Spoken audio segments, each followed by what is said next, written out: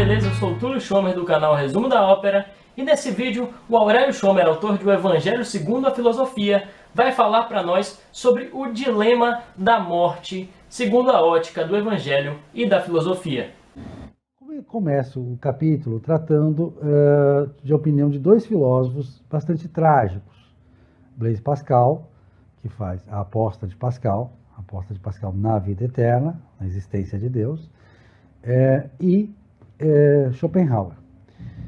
Pascal faz sua aposta porque ele enxerga a vida como um mundo, uma vida entre dois abismos infinitos. O tempo que passou antes de nós e o tempo que virá depois que nós formos. E é muito difícil para ele se aceitar no meio desse abismo. Pascal é um dos que considera, e na filosofia normal se considerar assim, que a morte é completamente inaceitável. A morte não é fácil de aceitar a morte.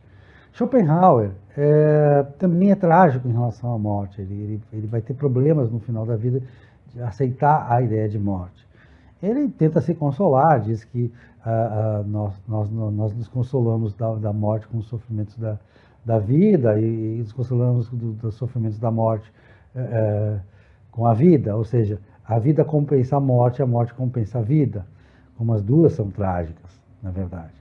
Mas é uma visão muito trágica e que esse pensamento trágico que não corresponde à média da filosofia e não corresponde principalmente à média do que as pessoas pensam sobre a morte. Nós somos muito mais otimistas que isso, muito mais esperançosos. Nós evitamos pensar a morte de uma maneira como uma aniquilação. Então, uma das teorias muito populares na história, e no Oriente ela é determinante, mas também muito forte no Ocidente, inclusive os fariseus do tempo de Jesus acreditavam nela, é a reencarnação, chamada em filosofia de metempsicose. Até Schopenhauer, que não acreditava em Deus, acreditava em metempsicose, ou seja, em reencarnação. Entre nós ocidentais, os germânicos, eles têm uma forma interessante de ver a reencarnação, a metempsicose, que seria que o corpo pertence à linhagem. Então, o neto seria a reencarnação do avô. Se a conta não fechasse, seria do bisavô, do trisavô e assim sucessivamente.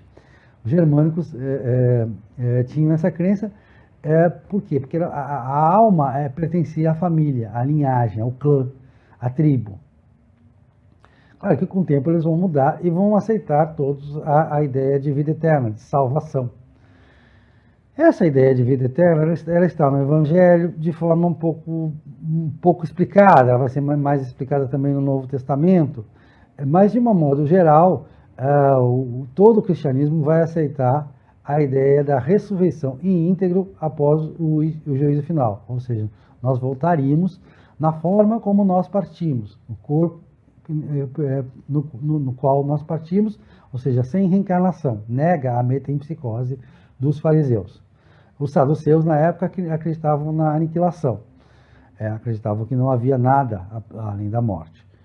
Não havia nenhuma corrente no judaísmo, talvez os essênios, mas de uma maneira um pouco diferente, que acreditassem no projeto de vida eterna, que é próprio do cristianismo, é próprio do Evangelho, é próprio do Novo Testamento.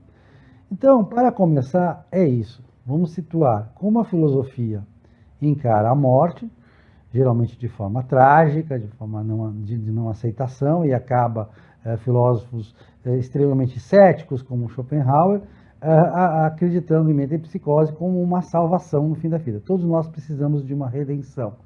Todos nós precisamos acreditar que algo há além da morte. E dos projetos de vida eterna, os islâmicos também copiam o cristianismo nesse ponto, com a edição das 40 Virgens, que é um pouco anedótica, mas que está realmente de fato no Alcorão.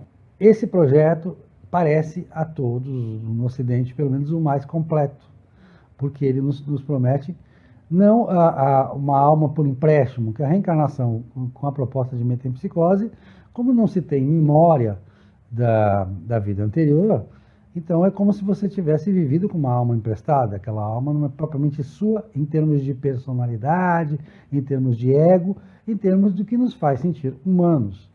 Então o projeto de vida eterna é mais completo. E o que ocorre entre a morte e o juízo final? Bem, aí o catolicismo vai desenvolver a teoria de purgatório, que era muito interessante do ponto de vista de orar pelas almas, e o protestantismo, principalmente o calvinismo, vai propor um sono, a ideia de um sono em que se descansaria até o juízo final. Outras ideias, como os adventistas e os testemunhos de Jeová, falam em aniquilação dos não eleitos e a promessa de ressurreição também íntegro dos eleitos. São as únicas teorias que pensam numa aniquilação completa do ser, até porque os adventistas não falam em alma. O conceito de alma é a alma vivente, ou seja, não é uma alma como um sopro de vida, algo separado do corpo. Isso é muito importante também, vamos tratar disso em outro vídeo, mas por enquanto ficamos com essa constatação de que a morte é um grande tema para todos, é um tema inescapável da filosofia, talvez o maior tema da filosofia, e é um tema também bastante presente no cristianismo. Então, se você gostou desse vídeo, deixe o seu like, se inscreva no canal e não se esqueça, o livro O Evangelho segundo a Filosofia está disponível para venda em todas as livrarias.